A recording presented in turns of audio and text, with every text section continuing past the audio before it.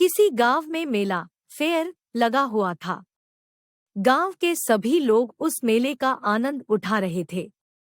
मेले में बच्चों के लिए मनोरंजन के कई सारे साधन थे, साथ ही साथ दैनिक जीवन में उपयोग में आने वाली वस्तुओं की भी बहुत सारी दुकानें थी।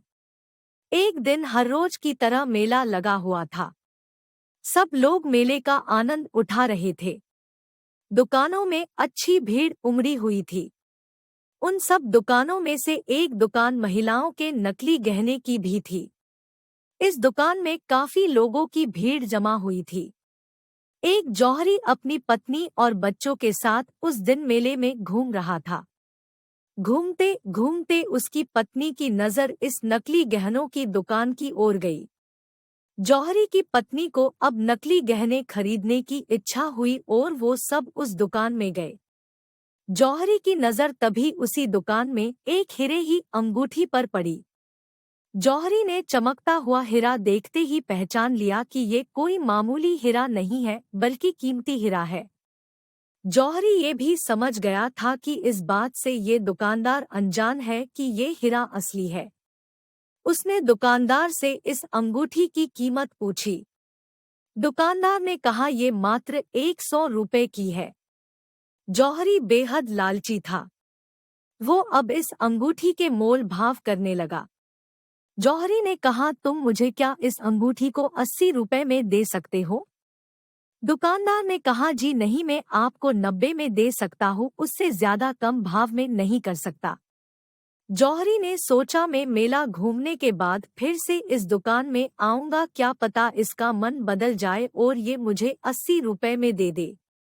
जौहरी वहां से निकला जाता है। थोड़ी देर के बाद जब जौहरी फिर से उसी दुकान में आता है, तब वो देखता है कि यहाँ पर जो अंगूठी पहले थी अब नहीं रही। वो तुरंत दुकानदार से पूछने लगता है कि कहाँ गई वो अंगूठी? दुकानदार ने कहा, वो अंगूठी तो मैंने बेच दी। दुकानदार की बात सुनकर जौहरी हक्का बक्का रह जाता है।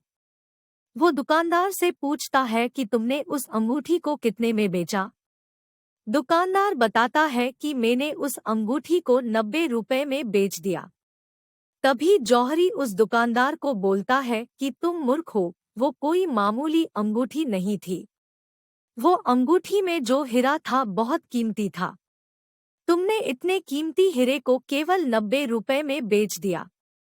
तभी वो दुकानदार जौहरी को बोलता है कि मूर्ख मैं नहीं, तुम हो।